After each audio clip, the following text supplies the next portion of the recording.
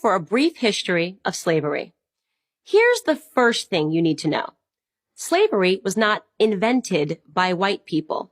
It did not start in 1619 when the first slaves came to Jamestown. It existed before then.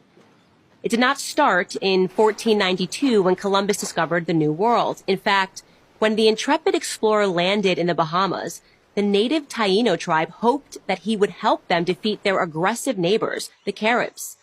The Caribs enslaved the Taino and, on occasion, served them for dinner. Slavery existed in Africa, Asia, and the Middle East. The word slave actually comes from the Slavs of Eastern Europe. Millions of them, all white by the way, were captured and enslaved by Muslims in the 9th century and later by the Ottoman Turks.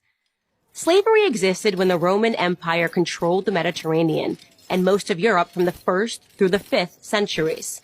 Slavery existed when Alexander the Great conquered Persia in the 4th century BC.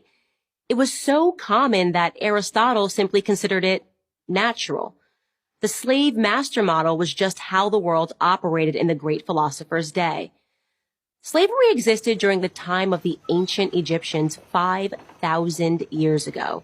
As far back as we can go in human history, we find slavery. As renowned historian John Steele Gordon notes from time immemorial, slaves were a major item of commerce. As much as a third of the population of the ancient world was enslaved. Here's the second thing you need to know. White people were the first to formally put an end to slavery.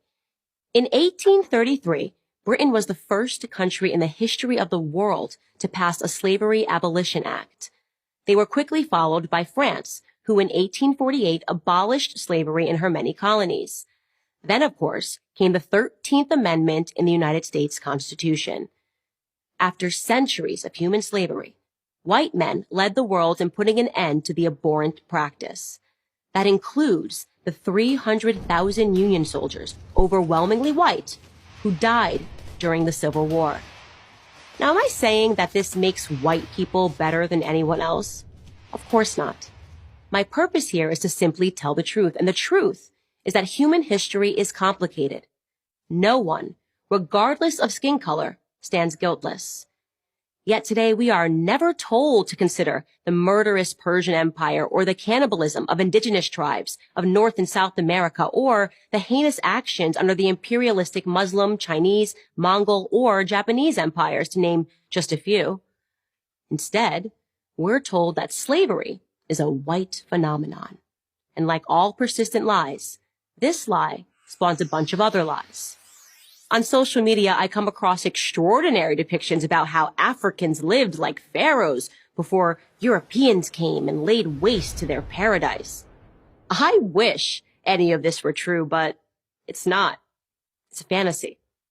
The truth is that Africans were sold into slavery by other black Africans, and in many cases, sold for items as trivial as gin and mirrors. Whites didn't go into the interior and round up the natives. They waited on the coast for their black partners to bring them black bodies. The stark reality is that our lives had very little value to our ancestors. Here's the third thing you need to know. If you think slavery is a relic of the past, you're wrong. There are some 700,000 slaves in Africa today, right now. That's the lowest estimate that I could find. Other sources say there are many more. For context, that's almost twice as many slaves as were ever brought to the United States. Child soldiers, human trafficking, forced labor, these are the conditions that currently exist within the same sub-Saharan region where the transatlantic slave trade originated.